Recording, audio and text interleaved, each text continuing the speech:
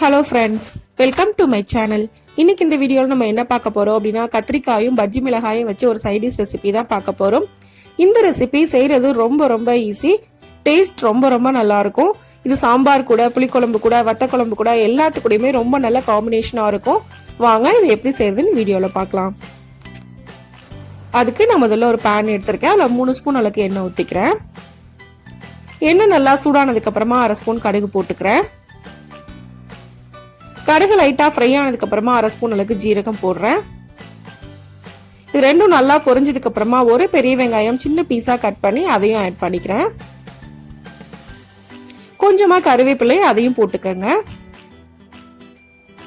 இப்போ இதை லைட்டா ஃப்ரை பண்ணிக்கலாம். வெங்காயத்தோட கலர் சேஞ்ச் ஆகிற அளவுக்கு ஃப்ரை பண்ணா போதும். இப்போ நல்லா ஃப்ரை பண்ணியாச்சு. இப்போ நான் கட் பண்ணி வச்சிருக்க பஜ்ஜி மிளகாயை இது கூட ஆட் பண்றேன். நீங்க பஜ்ஜி மிளகாய்க்கு பதில் குடை மிளகாய் போடுறதுனால போட்டுக்கலாம். இப்போ இதை நல்லா ஃப்ரை பண்ணிக்கலாம். லைட்டா மிக்ஸ் பண்ணதுக்கு அப்புறமா மூடி வச்சு ஒரு 2 நிமிஷம் போல சிம்ல வச்சு குக் பண்ணிக்கோங்க.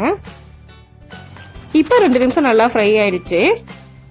இந்த ஸ்டேஜ்ல நம்ம கத்திரிக்காய் ஆட் பண்ணிக்கலாம். கத்திரிக்காயை இந்த மாதிரி நீளமா கட் பண்ணி கழுவிட்டு ஆட் பண்ணிக்கோங்க. இப்போ இது கூட தேவையான அளவுக்கு உப்பு போட்டுக்கலாம். 1/2 ஸ்பூன் அளவுக்கு மஞ்சள் தூள் அதையும் போட்டுக்கோங்க. போட்டுட்டு லைட்டா ஒரு தடவை மிக்ஸ் பண்ணிக்கோங்க. மிக்ஸ் பண்ணிட்டு சிம்ல வச்சு இதை மூடி வச்சிடலாம். மூடி வச்சு 3ல இருந்து 4 நிமிஷம் போல இது நல்லா குக் பண்ணிக்கலாம். இப்போ 4 நிமிஷம் ஆயிடுச்சு. நான் ஓபன் பண்ணிருக்கேன். கத்திரிக்காய் ஃபுல்லா நல்லா ஃப்ரை ஆயிடுச்சு. இப்போ இதை ஒரு தடவை நல்லா மிக்ஸ் பண்ணிக்கோங்க. கத்திரிக்காய் இந்த அளவுக்கு நல்லா கலர் சேஞ்ச் ஆனதுக்கு அப்புறமா இது கூட தக்காளி ஆட் பண்ணிடலாம்.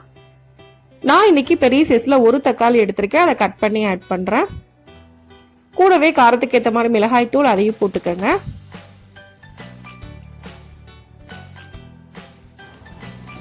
அடுத்ததா 1/2 ஸ்பூன் அளவுக்கு கொத்தமல்லி தூள் அதையும் போட்டுக்கலாம். கூடவே 1/2 ஸ்பூன் அளவுக்கு கரம் மசாலா அதையும் போட்டுக்கோங்க. இப்ப இது எல்லாத்தையும் சேர்த்து நல்லா மிக்ஸ் பண்ணிக்கலாம். கரம் மசாலா உங்களுக்கு விருப்பம் இல்லை அப்படின்னா நீங்க அவாய்ட் பண்ணிக்கலாம். இப்போ இது நல்லா மிக்ஸ் பண்ணிக்கோங்க. இந்த அளவுக்கு நல்லா மிக்ஸ் பண்ணதுக்கு அப்புறமா இதை மூடி வச்சு சிம்ல வச்சு ஒரு 5 நிமிஷம் போல குக் பண்ணா போதும். இது ரெடி ஆயிடும். இப்போ 3 நிமிஷம் ஆயிருக்கு. நான் ஓபன் பண்ணிருக்கேன். இப்போ நான் ஒரு தடவை மிக்ஸ் பண்ணி விட்டுக்கிறேன்.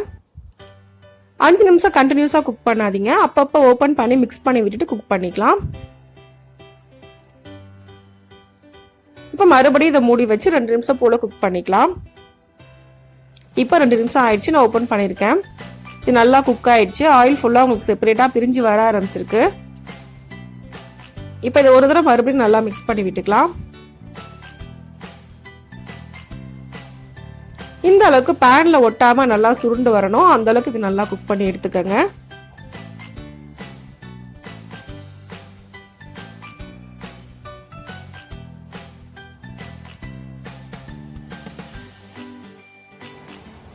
இப்ப நல்லா குக் ஆயிடுச்சு. இந்த அளவு குக் ஆனதுக்கு அப்புறமா நம்ம அடுப்பை ஆஃப் பண்ணிடலாம். இப்ப நமக்கு ரொம்ப ஈஸியான கொஞ்சம் வித்தியாசமான ஒரு சைட் டிஷ் ரெசிபி ரெடி ஆயிடுச்சு. கத்திரிக்காய் வச்சு எப்பவுமே எண்ணெய் கத்திரிக்காய் மட்டுமே பண்ணாம கொஞ்சம் வித்தியாசமா இந்த ரெசிபியை இதே மெத்தட்ல நீங்களும் செஞ்சு பாருங்க. டேஸ்டும் நல்லா இருக்கும், டிஃப்ரெண்டாவும் இருக்கும். இந்த வீடியோ உங்களுக்கு பிடிச்சிருந்தா லைக் பண்ணுங்க, ஷேர் பண்ணுங்க, கமெண்ட் பண்ணுங்க. மறக்காம சேனலை சப்ஸ்கிரைப் பண்ணுங்க. தேங்க்ஸ் ஃபார் வாட்சிங்.